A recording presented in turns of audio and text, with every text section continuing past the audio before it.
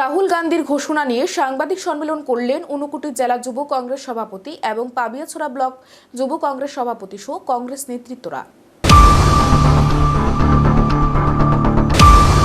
সামনেই লোকসভা ভোট নির্বাচনের প্রাক মুহূর্তে দেশের বেকারদের জন্য 5টি ঘোষণা করেছেন কংগ্রেস নেতা রাহুল গান্ধী। মূলত বেকারদের 30 লক্ষ সরকারি চাকরি নিশ্চিত, বেকারদের পেনশন এবং সামাজিক নিরাপত্তা নিশ্চিত করা সহ এই ধরনের আরও অন্যান্য প্রতিশ্রুতি সহ 5টি ঘোষণা দিয়েছেন সর্বভারতীয় কংগ্রেস নেতা।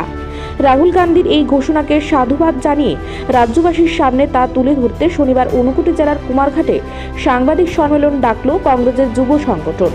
এদিন পাবিয়াছড়া ব্লক কংগ্রেস ভবনে আয়োজিত এই সাংবাদিক সম্মেলনে উপস্থিত ছিলেন ঊনকোটি জেলা যুব কংগ্রেস সভাপতি আলিমুল ইসলাম, পাবিয়াছড়া ব্লক কংগ্রেস সভাপতি সৌরভ চক্রবর্তী সহ অন্যান্যরা।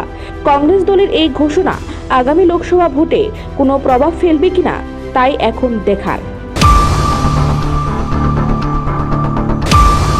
বেকারদের স্বার্থে আমাদের জননায়ক নেতা রাহুল গান্ধীজি 5টি গ্যারেন্টি ঘোষণা করেছেন।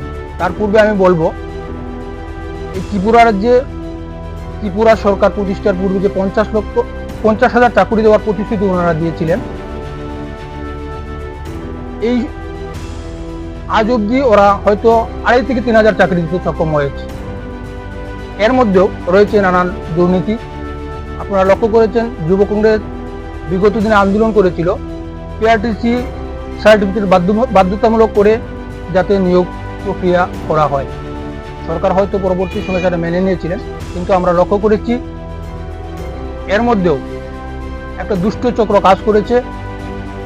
ভুয়া পিআরটিসি বিভিন্ন দুষ্কৃতিকারীদের মাধ্যমে বিক্রি হয়েছে, 1 লক্ষ 1.5 লক্ষ টাকার বিনিময়ে বিক্রি হয়ে এই রাজ্যের বেকারদের বঞ্চিত করে বহিরাজ্যের বেকারদেরকে চাকরি পাইয়ে দেওয়া হয়েছে। কংগ্রেস দলের এই ঘোষণা আগামী লোকসভা ভোটে কোনো প্রভাব ফেলবে কিনা তাই এখন দেখার। কুমারঘাট প্রতিনিধি রিপোর্ট, এশিয়ান টাইমস।